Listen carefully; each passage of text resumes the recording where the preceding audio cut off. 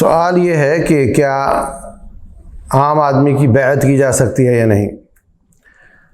یاد رکھیں، بیعت جو رسول اللہ صلی اللہ علیہ وسلم سے ثابت ہے وہ پہلی بیعت ہوا جو لوگ مسلمان ہوتے تھے اور آپ کے ہاتھ پر ہاتھ رکھ کر بیعت کرتے تھے۔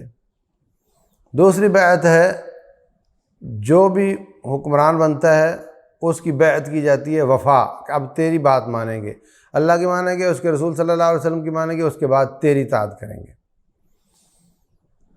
تیسری بیعت جو آپ سے ثابت ہے وہ عورتوں کی بیعت کی ہے قرآن حکیم میں بھی، یبایعنک علی الا یشرکن باللہ شیئا ولا یسرقن ولا یزنین ولا یقتلن اولادہن ولا یاتین ببہتان یفترینہ بین ایدیہن وارجلہن، کہ اگر عورتیں آپ کے ساتھ بیعت کریں کہ وہ چوری نہیں کریں گی، بدکاری نہیں کریں گی، الزام تراشی نہیں کریں گی اور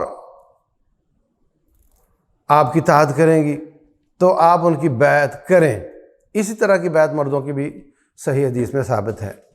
تو یہ بیعت جو ہے یہ نیکی کرنے اور برائی سے بچنے کی ہے، اس میں وفا والی بات نہیں کہ آئندہ جناب ہم تیرے بیعت ہو گئے ہیں اور تیری ہی مانیں گے اور تجھ سے پوچھ کر یہ سارے کام کریں گے۔ یہ والا جو طریقہ صوفیت کا ہے یہ اس سے نہیں نکالا جا سکتا۔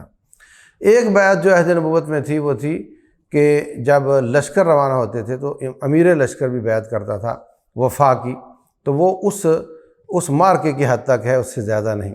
رسول اللہ صلی اللہ علیہ وسلم کی بیعت سب کر چکے ہیں، اس کے باوجود بیعت رضوان آپ نے کی ہے اس خاص مارکے کے لیے۔ تو یہ والی بیعتیں ہیں جو نبی صلی اللہ علیہ وسلم سے ثابت ہیں۔